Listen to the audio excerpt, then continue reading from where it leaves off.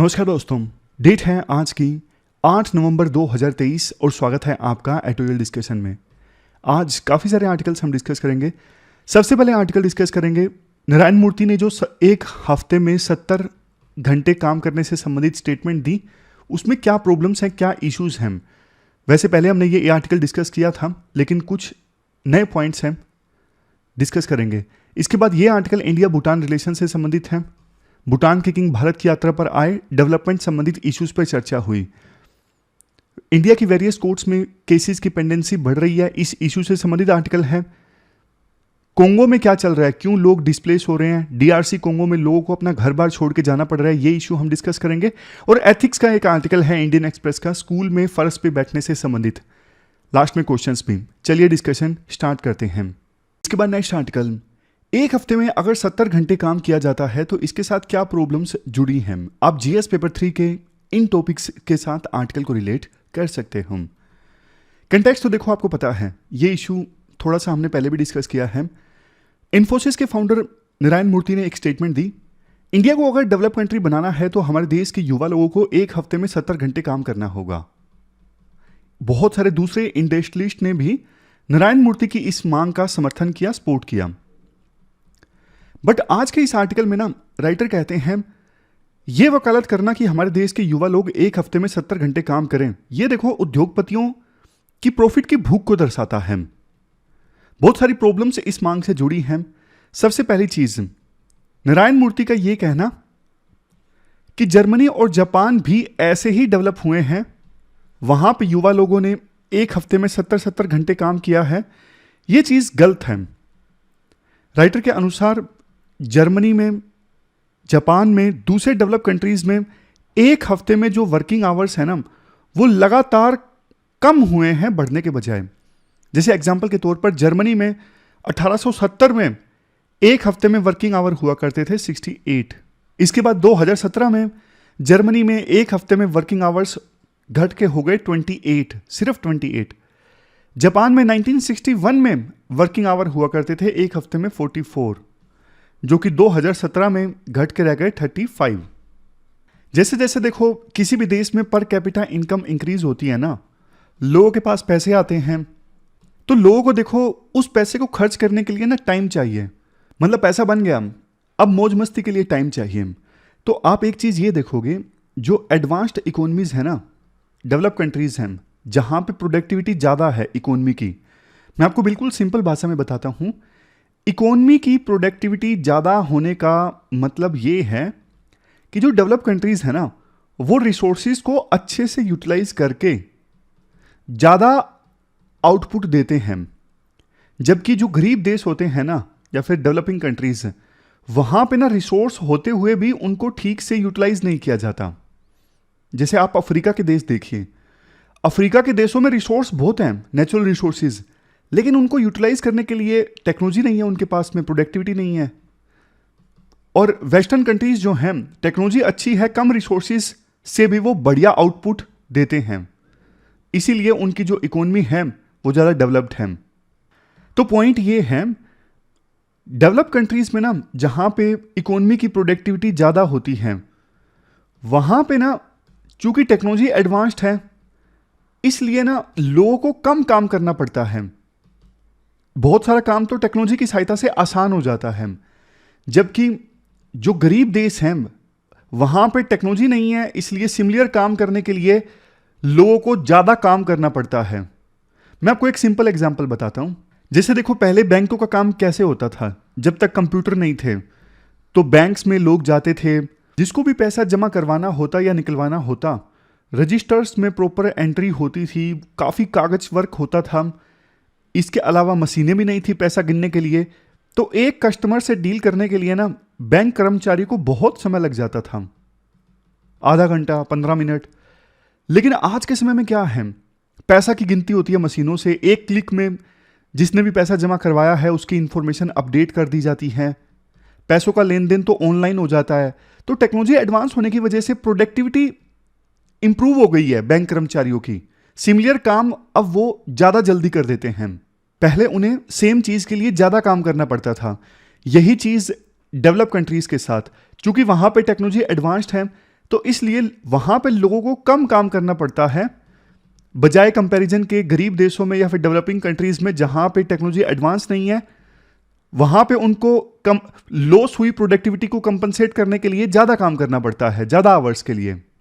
इसके बाद पॉइंट आता है, तो देखो सीधा सीधा मतलब यह निकलता है कि अगर आपको प्रोडक्टिविटी इंक्रीज करनी है ना, तो आप टेक्नोलॉजी को एडवांस करो, आप इनोवेशन लेके आओ, इससे प्रोडक्टिविटी को इंक्रीज किया जा सकता है। बट हमारे देश में ना इनोवेशन किस लेवल पे आ रही है आप देखिए। 2021 का नीति आयोग का इंडिया इनोवेशन इंडेक्स, इस रिपोर्ट में बताया गया 2018 में इंडिया ने कितना खर्च किया रिसर्च पर, one of the lowest in the world. India ने सिर्फ 0.65% ऑफ जीडीपी खर्च किया R&D पर, और 2020-21 में तो यह फिगर और भी घट गई, 0.64% हो गई। मतलब इंडिया उन देशों की सूची में आता है जो सबसे कम खर्च करते हैं रिसर्च पर। एक और चीज आप देखिए, कायदे से अगर देखो सरकार कम खर्चा कर रही है रिसर्च पर, तो प्राइवेट सेक्टर को कंपनसेट करना चाहिए। बट हमारे देश में प्राइवेट सेक्टर तो और भी कम खर्च कर रहा है R&D पर। 2012-13 में प्राइवेट सेक्टर ने, टोटल हमारे देश में जितना खर्च हुआ ना R&D पर, प्राइवेट सेक्टर ने कंट्रीब्यूट किया 45%। यह फिगर 2020-21 में घट के हो गई है 41%, यानी 60% सरकार कंट्रीब्यूट कर रही है R&D में, सिर्फ 40% प्राइवेट सेक्टर कर रहा है। जबकि आप दूसरे डेवलप कंट्रीज देखिए, 2020 में जापान कोरिया में 79% प्राइवेट सेक्टर के द्वारा कंट्रीब्यूट किया जा रहा था R&D में, यूएस में 75% प्राइवेट सेक्टर के द्वारा, जर्मनी एंड यूके में 67% प्राइवेट सेक्टर के द्वारा, और चाइना में 77% R&D में प्राइवेट सेक्टर कंट्रीब्यूट करता है, बाकी 23% सरकार। बट हमारे देश में जो प्राइवेट कंपनीज है ना, ढीली हैं, डरती हैं, R&D पे पैसा खर्च करेंगे कहीं लॉस ना हो जाए। लेकिन देखो, आप जब तक R&D में नहीं खर्च करोगे, इनोवेशन नहीं लेके आओगे, टेक्नोलॉजी को एडवांस नहीं करोगे, तो प्रोडक्टिविटी कैसे इंप्रूव होगी? फिर आप यही बोलोगे कि ज़्यादा काम करे जनता। अरे भैया, ज़्यादा काम करवाने के बजाय टेक्नोलॉजी अच्छी लाओ ना, ताकि प्रोडक्टिविटी भी इंक्रीज हो।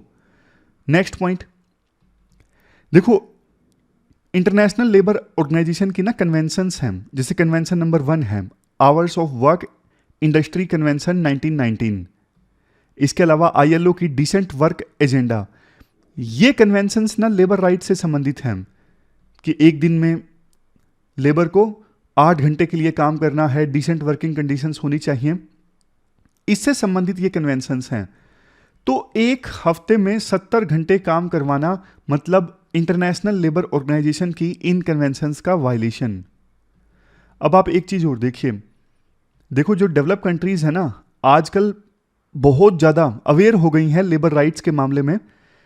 जब जैसे यूरोपियन यूनियन है, यूरोपियन यूनियन मान लीजिए इंडिया के साथ फ्री ट्रेड एग्रीमेंट साइन के लिए नेगोशिएशन कर रहा है, तो ना EU इस चीज़ की वकालत करता है कि हम इंडिया की उन कंपनीज के साथ डील करेंगे जहां पे लेबर राइट्स का ख्याल रखा जाता है। इन यूरोपियन कंट्रीज में ना अपने अपने कानून भी हैं। जैसे आपको एग्जांपल देता हूं, ये देखिए, फ्रांस का corporate duty of vigilance law 2017, Germany का supply chain due diligence act 2022। European countries के ये कानून पता है क्या बोलते हैं? ये बोलते हैं, एक तो जो इनकी लोकल कंपनीज है ना, वो तो लेबर राइट्स का ख्याल रखें ही रखें, ये बाकी चीजों का भी ख्याल रखें, लेबर राइट्स का वायलेशन ना हो, चाइल्ड लेबर ना हो, स्लेवरी ना हो कंपनीज में। बट इसके साथ साथ जर्मनी और फ्रांस की लोकल कंपनीज उन विदेशी कंपनीज के साथ में डील ना करें जो इन सब चीजों का वायलेशन करती हों। अगर इंडिया की कंपनीज एक हफ्ते में 70 घंटे काम करवाएंगी ना, तो एक प्रकार से ये लेबर लॉ का वायलेशन है, लेबर राइट का। तो फिर हमारी कंपनीज के साथ में जर्मनी और फ्रांस की कंपनीज डील करने से कतराएंगी। इवन और भी एग्जांपल देते हैं राइटर, जैसे देखो, Indo Pacific economic framework for prosperity, 14 देशों का ग्रुप है इंडो पैसिफिक रीजन में। इवन ये ग्रुप भी वकालत करता है, सप्लाई चेन को हमें इस प्रकार से रिजिलियंट बनाना है, सप्लाई चेन में उन कंपनीज को शामिल करना है जहां पे लेबर राइट्स का सम्मान हो। लेकिन अगर इंडिया की कंपनी 70 घंटे काम करवाएंगी तो लेबर राइट्स का तो सम्मान नहीं होगा, तो फिर इंडिया पे क्वेश्चंस रेज किए जाएंगे इस ग्रुप में कि भैया आपकी कंपनीज तो लेबर राइट्स का वायलेशन कर रही हैं। तो इंडिया के लिए ना खतरा ही खतरा है, चुनौतियां ही चुनौतियां हैं, कंसर्न ही कंसर्न्स हैं। अगर एक हफ्ते में 70 घंटे काम करवाया जाता है तो ये पूरा आर्टिकल हमने डिस्कस किया। चलते हैं आगे। इसके बाद next article India Bhutan relations से संबंधित है। आप देखो इंडिया एंड नेबरहुड रिलेशंस से इस आर्टिकल को रिलेट कर सकते हो। कुछ दिनों पहले की बात है, खबर आई थी कि भूटान और चाइना में ना बाउंड्री डिस्प्यूट को लेके बातचीत चल रही है और जल्द ही कोई एग्रीमेंट साइन हो सकता है भूटान और चाइना के बीच में। इंडिया इसको लेके कंसर्न था। अब देखो भूटान के जो प्रधानमंत्री है ना, जिनका नाम है 5वें किंग जिग्मे खेसर नामग्याल वांगचुक, ये भारत की यात्रा पर आए और प्रधानमंत्री मोदी के साथ इनकी इंफ्रास्ट्रक्चर और कनेक्टिविटी को लेके काफ़ी सारे इश्यूज पे बातचीत हुई। जॉइंट स्टेटमेंट जो रिलीज की गई उसमें बहुत सारी बातें बोली गई, जैसे जलेफू कोकराझार रेल लाइन का सर्वे जो है जल्द से जल्द कंप्लीट किया जाए। ये रेल लाइन आपको मैं मैप में दिखाता हूँ। कोकराझार जलेफू, जलेफू कहाँ पे है? भूटान में है। कोकराझार कहाँ पे है? असम में है। ये रेल लिंक इस्टाब्लिश जब हो जाएगा, मतलब रेल लाइन बन जाएगी, तो भूटान और असम के बीच में people to people ties, trade ties और ज़्यादा मजबूत होंगे। लोगों का और सामान का आना जाना बहुत आसान हो जाएगा। तो ये प्रस्तावित है, ये रेल लिंक जल्द ही सर्वे को कंप्लीट करने की बात बोली गई है। एक और रेल लिंक इस्टाब्लिश किया जाएगा वेस्ट बंगाल और भूटान के बीच में। वेस्ट बंगाल में कहाँ से भूटान में कहाँ तक ये रेल लिंक इस्टाब्लिश होगा, अब इस पे काम चलेगा, डिसाइड किया जाएगा। लेकिन इससे भी रीजनल ट्रांसपोर्टेशन नेटवर्क और ज़्यादा मजबूत होगा। तीसरा पॉइंट, भूटान और बांग्लादेश को आपस में जोड़ा जाए, क्योंकि बीच में इंडिया आता है, तो दोनों को आपस में जोड़ा जाए रेल लाइन के थ्रू। इससे क्या होगा? भूटान और बांग्लादेश का आपस में ट्रेड ज़्यादा होगा, दोनों देशों में खुशहाली आएगी। इसके साथ साथ इंडिया भूटान बॉर्डर पे जो चेक पॉइंट्स हैं ना, उनको अपग्रेड किया जाए ताकि इंडिया और भूटान के बीच में ट्रेड ज़्यादा ईजिली हो। और भी बहुत सारी चीज़ें हैं जॉइंट स्टेटमेंट में। देखो भूटान की जो इकोनॉमी है ना, रिलेटिवली टूरिज्म पे डिपेंड है। पॉपुलेशन तो बहुत ही कम है, 6-7 लाख के आसपास, बट कोविड-19 की महामारी के कारण ना टूरिस्ट काफ़ी कम आए उस सीजन में। इसके अलावा ग्लोबल वार्मिंग का डर भी सता रहा है भूटान को, इसलिए भूटान जो भी टूरिस्ट वहाँ पे घूमने के लिए जाते हैं ना, तो भूटान एक्स्ट्रा टैक्स लगाता है, सस्टेनेबल डेवलपमेंट टैक्स। लेकिन अब भूटान ना अपनी इकोनॉमी को डाइवर्सिफाई करना चाहता है। उनको लगता है कि सिर्फ टूरिज्म पर डिपेंड होने से काम नहीं चलेगा, कभी भी कुछ भी हो गया हमारी तो इकोनॉमी डूब जाएगी। तो इकोनॉमी को डाइवर्सिफाई करने के लिए ना भूटान की सरकार वहाँ पे स्पेशल इकोनॉमिक जोन इस्टेब्लिश करेगी, ऐसा प्रपोजल है। जो भूटान का साउदर्न बॉर्डर है ना, असम के साथ लगता है, जैसे ये भूटान है, भूटान का साउदर्न बॉर्डर जो असम के साथ लगता है, यहाँ पे स्पेशल इकोनॉमिक जोन इस्टेब्लिश किया जाए। सेज होगा क्या? इससे बहुत सारी इन्वेस्टमेंट फिर भूटान में भी आएंगी, क्योंकि सेज में ना स्पेशल इंसेंटिव दिए जाते हैं कंपनीज को यहाँ पे आके मैन्युफैक्चर करने के लिए। तो सेज इस्टेब्लिश होने से यहाँ पे भूटान में इन्वेस्टमेंट आएगी। नेक्स्ट एक और प्रपोजल ये भी है, जलेफू जहाँ पे रेल लिंक इस्टेब्लिश करने की बात थी ना, अभी मैंने आपको मैप में दिखाया, ये जलेफू जगह है, यहाँ पे एयरपोर्ट भी इस्टेब्लिश किया जाए। इससे कनेक्टिविटी और ज़्यादा इंक्रीज होगी और इंटरनेशनल इन्वेस्टमेंट भी आएंगी। जलेफू एक बढ़िया साइट के तौर पे इमर्ज होके आएगा, लोग ज़्यादा इन्वेस्ट करेंगे यहाँ पे, क्योंकि रेल से कनेक्टिविटी है, एयरपोर्ट है। मेनली देखो ये सारे पॉइंट्स पता है हम क्यों डिस्कस कर रहे हैं। चाइना भूटान को ना बहुत लालच देने की कोशिश कर रहा है कि हमारे साथ आप बाउंड्री एग्रीमेंट सोल्व कर लीजिए, हम आपको इन्वेस्टमेंट देंगे, हम आपके यहाँ पे बहुत सारे प्रोजेक्ट्स डेवलप करेंगे, आपको पैसा देंगे। तो ना भूटान के प्रधानमंत्री यहाँ पे आए इंडिया में, तो इंडिया ने भूटान को ये यकीन दिलाने की कोशिश की, देखो पिछले कितने सालों से, दशकों से हम ही आपके यहाँ पे डेवलपमेंट करवाते आए हैं। इंडिया ही भूटान का ट्रू फ्रेंड है, आप चाइना के झांसे में ना आइए। देखो सिर्फ बातों से तो काम चलता नहीं कि इंडिया ने भूटान के किंग को ये सारी बातें बोली और खुशी खुशी ये बातें सुन के भूटान के किंग चले गए। एक्शन भी होना चाहिए ना। तो ये जो एक्शन है वही हम डिस्कस कर रहे हैं कि इंडिया क्या क्या डेवलपमेंट भूटान के साथ लाने वाला है, किस प्रकार से इंडिया भूटान को फायदा पहुंचा रहा है या पहुंचाने वाला है। नेक्स्ट पॉइंट ये है रीजनल कोऑपरेशन फॉर ग्रोथ। अब इंडिया ये चाहता है कि भूटान ना आस पड़ोस के जो दूसरे देश है ना उनके साथ भी अब ट्रेड टाइज को इंप्रूव करें। तो भूटान और बांग्लादेश के बीच ना प्रेफरेंशियल ट्रेड एग्रीमेंट साइन हुआ था 2020 में। होता क्या है प्रेफरेंशियल ट्रेड एग्रीमेंट में, जब दो देशों के बीच में ये साइन होता है ना, फॉर एग्जांपल भूटान और बांग्लादेश के बीच, तो ना डिसाइड हो जाता है कि ये प्रोडक्ट्स हैं, कुछ प्रोडक्ट्स को आइडेंटिफाई कर लिया जाता है कि ये 100 प्रोडक्ट्स की लिस्ट है, इसको लेके अगर ट्रेड होगा ना भूटान और बांग्लादेश के बीच में तो टैक्स कम लगेगा, टैरिफ कम लगेंगे। ये होता है प्रेफरेंशियल ट्रेड एग्रीमेंट में, कुछ जो आइडेंटिफाइड गुड्स होते हैं उन पर टैरिफ को कम कर दिया जाता है। नेक्स्ट है एनर्जी एक्सचेंज। अब देखो आपको पता है नेपाल है, भूटान है, यहां पे हाइड्रो पावर काफी जनरेट होती है और काफी इनको रेवेन्यू भी मिलता है उस हाइड्रो पावर से। इंडिया ने एक अच्छा काम यह किया, नेपाल और भूटान में जो हाइड्रो पावर जनरेट करने वाली कंपनीज है ना उनको ऑनलाइन कर दिया। पहले उनकी ऑनलाइन प्रेजेंस नहीं थी, अब ये कंपनीज इंडिया की कंपनीज के साथ आसानी से डील कर सकती हैं ऑनलाइन प्रेजेंस होने के कारण। इवन इंडिया ये भी चाहता है कि नेपाल और भूटान सारी की सारी बिजली ना इंडिया को ना बेचें। ये देश अपनी बिजली बांग्लादेश को भेज के, श्रीलंका को बेच के, इसके लिए भी प्रोविजन हो, ऐसा इंडिया ने प्रयास किया है और ऑनलाइन प्रेजेंस की सहायता से ये आसान हो जाता है। भूटान की देखो काफ़ी इंपॉर्टेंस है इंडिया के लिए। एक तो सीधे तौर पे अगर इंडिया ने भूटान पे ध्यान ना दिया तो चाइना का इन्फ्लुएंस भूटान में काफ़ी ज़्यादा बढ़ जाएगा और ये इंडिया के लिए काफ़ी खतरे की बात है। डोकलाम विवाद का इशू हमने पहले डिस्कस किया था। डोकलाम में 2017 में इंडिया चाइना की फोर्सेज आमने सामने आ गई थी। ट्राई जंक्शन वाला वो एरिया है, वहाँ पे चाइना सड़क बना रहा था। इंडिया ने कहा नहीं, आप सड़क नहीं बना सकते, ये भूटान का एरिया है। इंडिया के लिए कंसर्न ये था कि डोकलाम सिलीगुड़ी कॉरिडोर के काफ़ी नज़दीक है, वहाँ पे चाइना का कब्जा मतलब सिलीगुड़ी कॉरिडोर को खतरा। और देखो अभी ना एंटी ग्लोबलाइजेशन ट्रेंड देखने को मिल रहा है, यूएन जैसी जो ऑर्गेनाइजेशंस हैं वो ठप पड़ी हैं।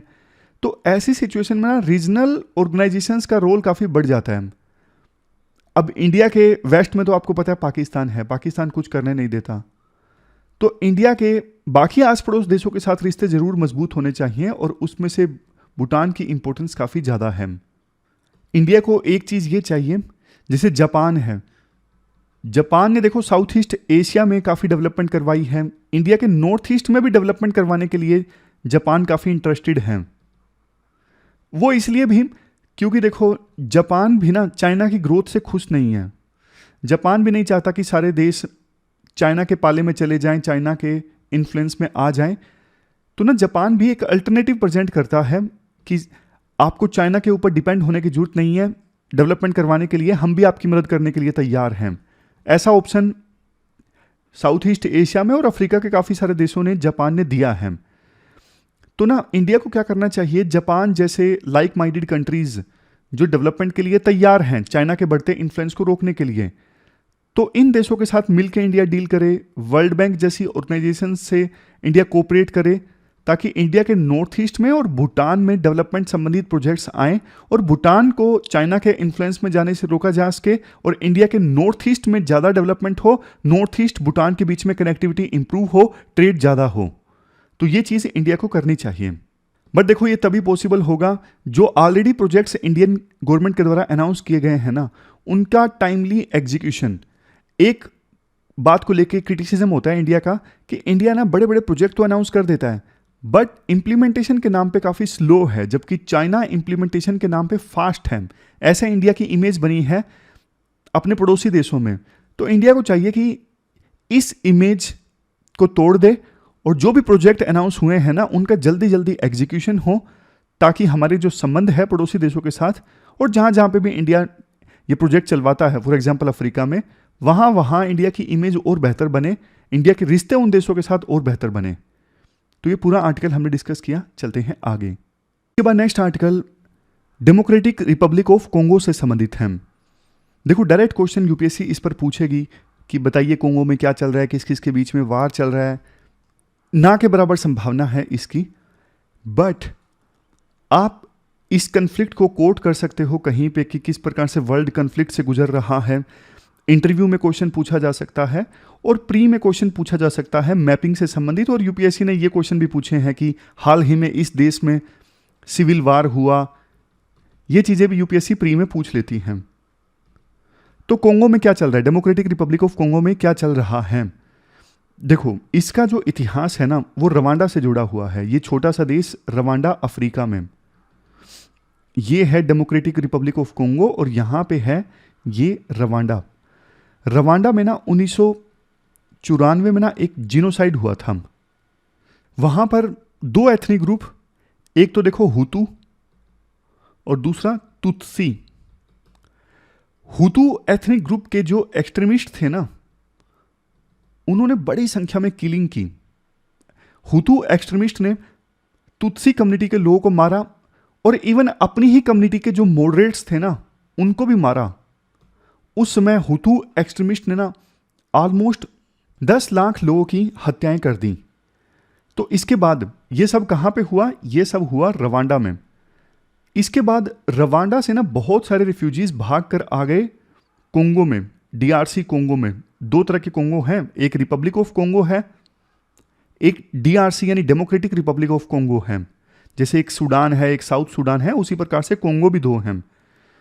तो रवांडा से भागकर बहुत सारे रिफ्यूजीज आ गए डीआरसी कोंगो में। कौन भागकर आए?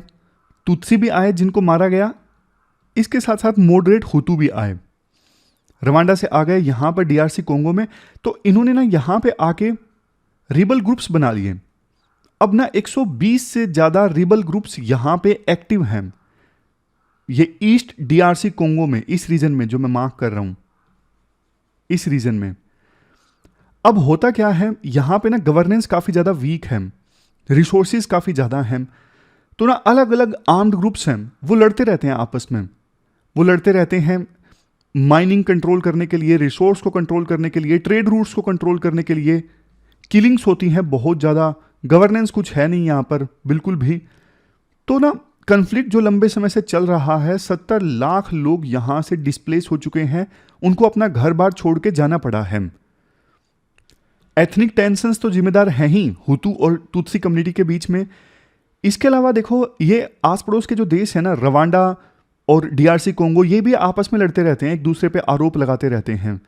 डीआरसी कोंगो ये कहता है कि हमारे यहाँ पे सिचुएशन खराब है ईस्ट कोंगो में, इसके लिए आप जिम्मेदार हो, आप रिबल ग्रुप्स को सपोर्ट करते हो। एक सबसे मेन रिबल ग्रुप है ईस्ट कोंगो में जिसका नाम है M23। जबकि रवांडा आरोप लगा देता है डीआरसी कोंगो पर कि आपने जीनोसाइड करवाया 1994 में, आपने हुतू एक्सट्रीमिस्ट को सपोर्ट किया। तो ये आरोप प्रत्यारोप लगता रहता है, ना तो इन देशों की आपस में बनती है। सिचुएशन काफ़ी ख़राब है, गवर्नेंस काफ़ी वीक है और सरकार एक्सट्रीमिस्ट को ख़त्म करने में पूरी तरह से असक्षम साबित हुई है। ये सिचुएशन है इस पूरे रीजन में।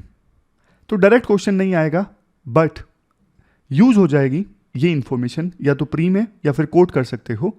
इसके बाद नेक्स्ट आर्टिकल इंडियन एक्सप्रेस का, एथिक्स का एक ज़बरदस्त एग्जाम्पल है। दिल्ली में ना एक जगह है रोज एवेन्यू, वहाँ पे सर्वोदय स्कूल है। सर्वोदय स्कूल के प्रिंसिपल ने ना एक नई परंपरा स्टार्ट की है जो पहले गुरुकुल में अपनाई गई थी। हफ्ते में कम से कम एक दिन टीचर, स्टूडेंट और प्रिंसिपल इस प्रकार से जमीन पर बैठते हैं, ना कि चेयर टेबल पर। आपके मन में आया होगा इससे क्या फायदा होता है? देखो, इससे फायदा ये होता है, आमतौर पर टेबल चेयर लगी होती है ना, जैसे प्रिंसिपल एक चेयर पे बैठे होते हैं, सामने कई सारी चेयर्स लगी होती हैं। इससे ना एक रूलर जैसा लगता है कि प्रिंसिपल जो है रूलर है, हायरार्की है, भी प्रिंसिपल बड़े हैं, उनके पास ज़्यादा पावर है।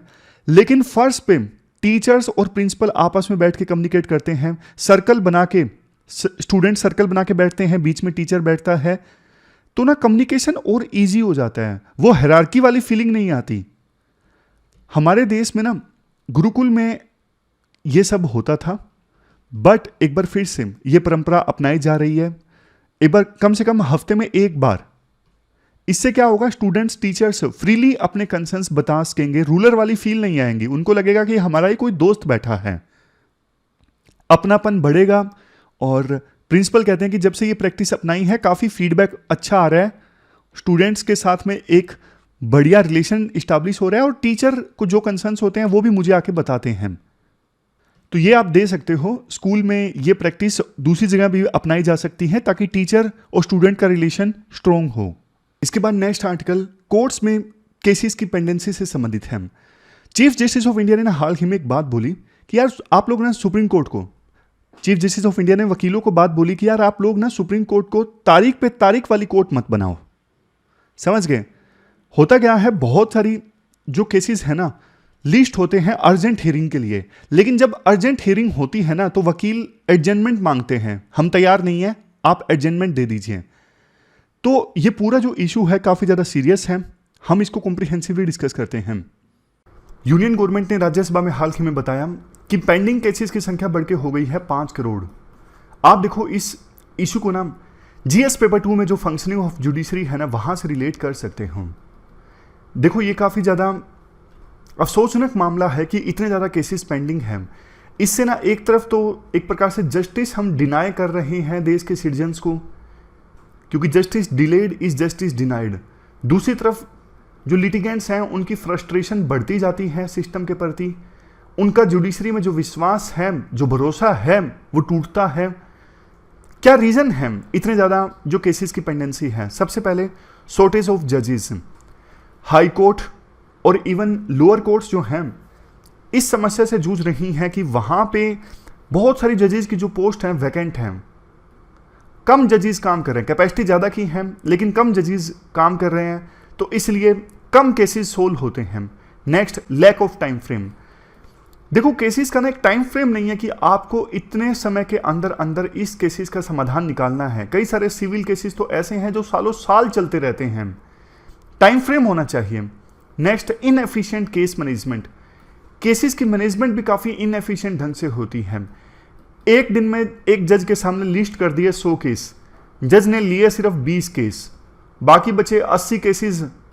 उनका जो टाइम पीरियड है वो और ज़्यादा बढ़ गया, वो 2 महीने और बाद उनकी हियरिंग आएगी। तो केसेस को अच्छे से मैनेज करो।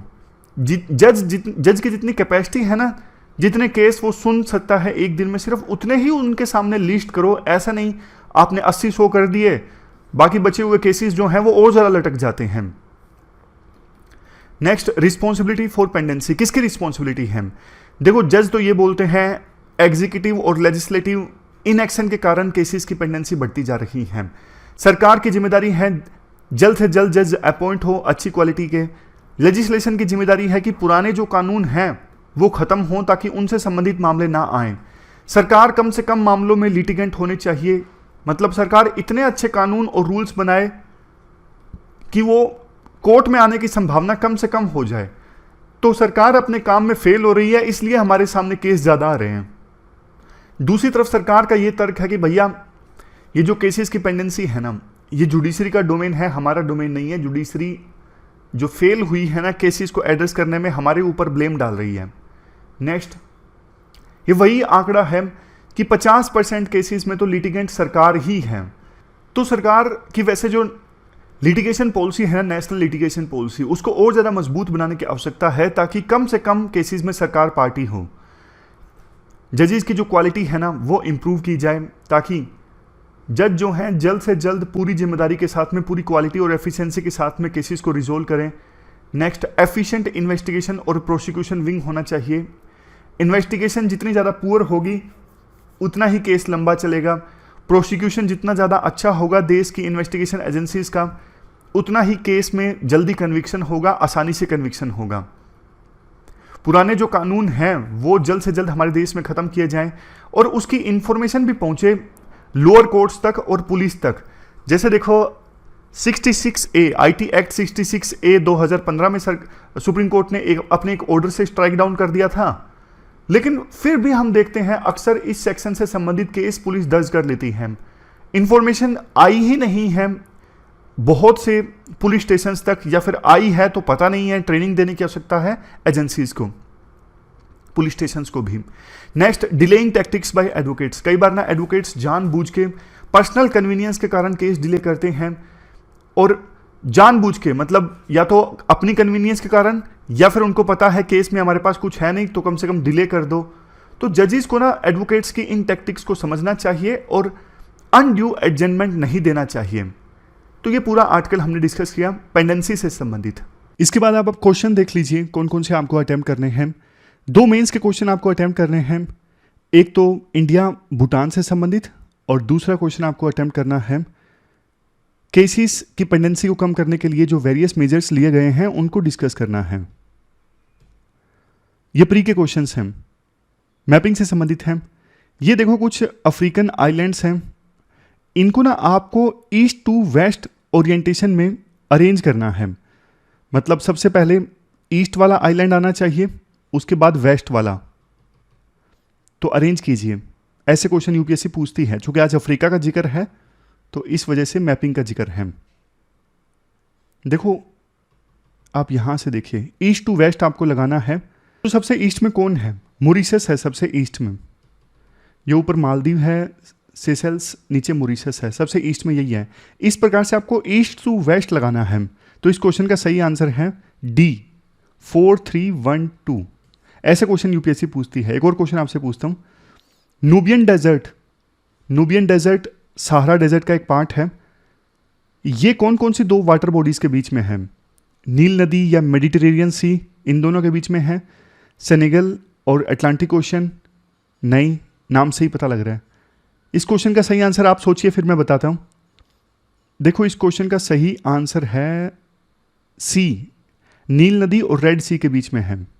यहाँ पे रेड सी है और यहाँ पे नील नदी है, दोनों के बीच में है। ये नूबियन डेजर्ट सहारा डेजर्ट का पार्ट है अफ्रीका में। तो ये थी हमारी आज की डिस्कशन। फिलहाल इस डिस्कशन में इतना ही है। कैसा लगी आपको डिस्कशन आप कमेंट बॉक्स में बताइए। Thank you very much for discussion.